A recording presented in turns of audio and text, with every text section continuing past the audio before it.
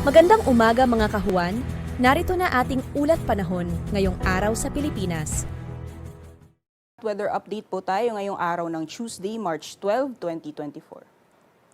Sa kasalukuyan po yung mga weather systems na nakakaapekto pa rin sa ilang bahagi ng ating bansa, yung hanging amihan or northeast monsoon na nakakaapekto dito sa may extreme northern Luzon area, samantalang patuloy pa rin po yung pag-iral ng easterlies or yung mainit na hangin na nanggagaling sa dagat Pasipiko sa nalalabing bahagi ng ating bansa. Kung makikita po natin dito sa satellite image, meron po tayo namamataan na maninipis na mga kaulapan na umiiral na nakakaapekto sa bahagi ng Central Luzon, Calabarzon, and Metro Manila area. So posible po ngayong araw may mga pag-ulan mararanasan mostly dito sa eastern sections ng Central and Southern Luzon area. Samantalang itong mga kaulapan na namamataan po natin ay most likely tatagal ngayong umaga and then aaliwalas naman po pagdating ng hapon. Sa nalalabing bahagi naman po ng ating bansa, meron din po tayo namamataan ng mga kaulapan na posibleng makaapekto sa silangang bahagi ng Mindanao area. So possible din po yung mga kalat-kalat mga pagulan, pagkidlat at pagkulog sa ilang bahagi ng Mindanao. And for the rest of the country, wala naman po tayo namamataan na makapal na kaulapan na posibleng magdala ng maghapon na mga pagulan sa anong bahagi ng ating bansa. So generally fair weather conditions pa rin po tayo ngayong araw, liban na lamang yung mga tsansang isolated na mga pagulan. Wala din po tayong binabantayan na low pressure area o bagyo sa loob at labas ng ating Philippine Area of Responsibility.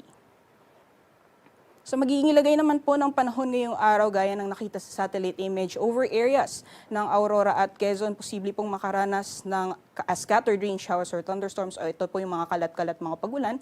Samantalang magiging maaliwalas pa rin po yung panahon sa bahagi ng Northern Luzon, liban na lamang yung mga tsansa ng mahinang mga pag-ulan o mga pag-ampon. Sa nalalabing bahagi naman ng Luzon, magpapatuloy pa rin yung mainit at maalinsangang panahon, liban na lamang yung mga isolated rain showers or thunderstorms. And gaya po ng nakita natin sa satellite image kanina, yung mga kaulapan na nakakaapekto sa ilang bahagi ng Luzon area, most likely mararanasan po ng umaga and then naaliwalas na po pagdating ng hapon. Para po sa agwat ng temperatura, average maximum temperature sa mga piling syudad dito sa Luzon maglalaro mula 31 to 32 degrees Celsius, samantala yung temperatura naman sa Baguio maglalaro mula 14 to 25 degrees Celsius. Dapo naman po tayo sa nalalabing bahagi ng ating bansa. Gaya po ng nasabi natin kanina, posible pong makaranas ng mga pag-ulan, mostly eastern sections ng Mindanao. So dyan po sa Caraga and Davao region, posible po yung mga kalat-kalat mga pag-ulan. Samantalang magpapatuloy pa rin yung maaliwalas sa panahon sa nalalabing bahagi ng ating bansa po. So dyan po sa Palawan, Visayas at the rest of Mindanao, fair weather conditions, liban na lamang yung mga tsansang isolated na mga pag-ulan. At yung mga temperatura naman po natin, mostly nasa 31 to 32 degrees Celsius maximum temperatures, although may kainitan pa rin po sa Zamboanga na posibleng umabot ng 33 degrees Celsius maximum temperatures. Sa kalagayan po ng ating karagatan, wala po tayong gale warning, iba yung pag-iingat lamang po sa mga planong pumalaot dito sa may northern Luzon at silang bahagi ng ating bansa dahil nasa moderate to rough po yung sea conditions po natin. So asahan pa rin po natin yung posibilidad ng mga maalo na karagatan.